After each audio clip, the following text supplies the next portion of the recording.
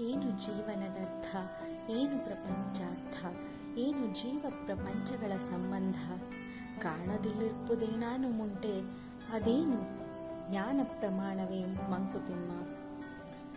ಈ ಮುಕ್ತಕದ ಭಾವಾರ್ಥವನ್ನು ನೋಡುವುದಾದರೆ, ಈ ನಮ್ಮ ಜೀವನಕ್ಕೆ ಏನಾದರೂ ಅರ್ಥವಿದೆಯೇ?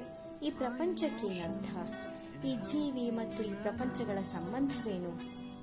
ನಮಗೆ ತಿಳಿಯದೇ ಇರುವುದು ಇಲ್ಲಿ ಏನಾದರೂ ಇದೆಯೇ? ಹಾಗಿದ್ದರೆ ಅದೇನು? ಅದು ನಮ್ಮ ಜ್ಞಾನಶಕ್ತಿಗೂ ಮೀರಿದೆಯೇ ಎಂದು ಡಿ.ವಿ.ಜಿ ಅವರು ಇದರಲ್ಲಿ ಕೇಳುತ್ತಾರೆ. ಮನುಷ್ಯನಿಗೆ ತನ್ನ ಜೀವಿತಾವಧಿಯಲ್ಲಿ ಒಮ್ಮೆಯಾದರೂ ಈ ಪ್ರಶ್ನೆ ಮೂಡಿರುತ್ತದೆ. ಅದನ್ನೇ ಡಿ.ವಿ.ಜಿ ಅವರು ಈ ಕಗ್ಗದಲ್ಲಿ ವ್ಯಕ್ತಪಡಿಸುತ್ತಾ ಇದ್ದಾರೆ. ನಮ್ಮ ಜೀವನಕ್ಕೆ ಏನರ್ಥ? ನಾವಿರುವ ಈ ಪ್ರಪಂಚಕ್ಕೆ ಅರ್ಥವೇನು? ನಮ್ಮನ್ನು ಈ ಪ್ರಪಂಚಕ್ಕೆ ಬೆಸೆದಿರುವ ಒಂದು ಶಕ್ತಿ ಇರಲೇಬೇಕಲ್ಲವೇ? ಹಾಗಾದರೆ ಅದೇನು? ಅದು ನಮ್ಮ ಬುದ್ಧಿಶಕ್ತಿಗೆ, ನಮ್ಮ ಯೋಚನಾ ಲಹರಿಗೂ ಮೀರಿದ್ದೇ? ಹಾಗಾದರೆ ಅದೇನು? ಈ ಪ್ರಶ್ನೆಗಳನ್ನೆಲ್ಲ ನಮ್ಮನ್ನು ನಾವೇ ಒಮ್ಮೆ ಕೇಳಿಕೊಳ್ಳಲೇಬೇಕು. ಅದನ್ನೇ ಡಿ.ವಿ.ಜಿ ಅವರು ಕೂಡ ಈ ಕಗ್ಗದಲ್ಲಿ ವ್ಯಕ್ತಪಡಿಸುತ್ತಾರೆ. ನಾವು ಹುಟ್ಟುತ್ತೇವೆ, ಬೆಳೆಯುತ್ತೇವೆ, ಬದುಕುತ್ತೇವೆ ಮತ್ತು ಒಂದು ದಿನ ಸಾವಿನ ಮನೆಯನ್ನು ಸೇರುತ್ತೇವೆ.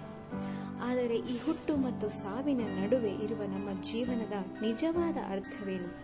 ಈಗಿನ ಪ್ರಪಂಚದ ಈಗಿನ ಕಾಲಮಾನದ ಬಗ್ಗೆ ನಾವು ಯೋಚಿಸುತ್ತಾ ಹೋದರೆ, ಓದು, ಬರಹ, ಒಂದೊಳ್ಳೆಯ ಕೆಲಸ, ಕೈ ತುಂಬ ಸಂಪಾದನೆ, ಅಷ್ಟೇ ಅಲ್ಲದೆ ಆಮೇಲೆ ಮನೆ, ಕಾರು, ತಿರುಗಾಟ, ಸುತ್ತಾಟ, ಮದುವೆ, ಮಕ್ಕಳು, ಇಷ್ಟೇ ಈ ಜೀವನದ ಅರ್ಥವೇ?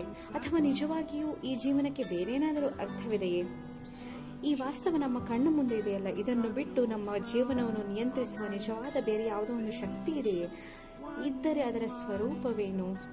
ಈ ಹುಟ್ಟು ಏಕಾಗುತ್ತದೆ? ಈ ಭೌತಿಕ ಕಾರಣವಲ್ಲದೆ ಬೇರೆ ಏನಾದರೂ ಕಾರಣ ಇದ್ದೇ ಇರಬೇಕಲ್ಲವೇ?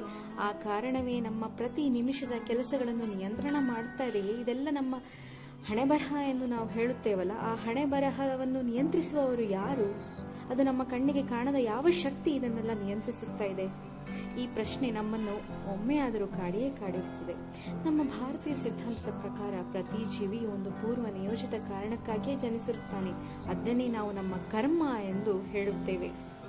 ಹಾಗಾದರೆ ಆ ಕರ್ಮ ಕಾರಣದ ಮೂಲ ಏನು? ಅದಕ್ಕೆ ಕಾರಕನಾರು?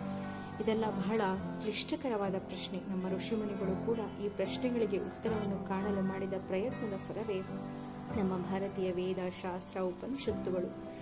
ಹೀಗೆ ಸಾಮಾನ್ಯವಾಗಿ ಎಲ್ಲರಲ್ಲೂ ಉದ್ಭವವಾಗುವ ಮತ್ತು ಎಲ್ಲರೂ ವಿಚಾರ ಮಾಡಬಹುದಾದ ಮತ್ತು ಮಾಡಲೇಬೇಕಾದ ಪ್ರಶ್ನೆಗಳ ಸ್ವರೂಪವೇ ಈ ಮುಕ್ತಕ. ನಮಸ್ಕಾರ.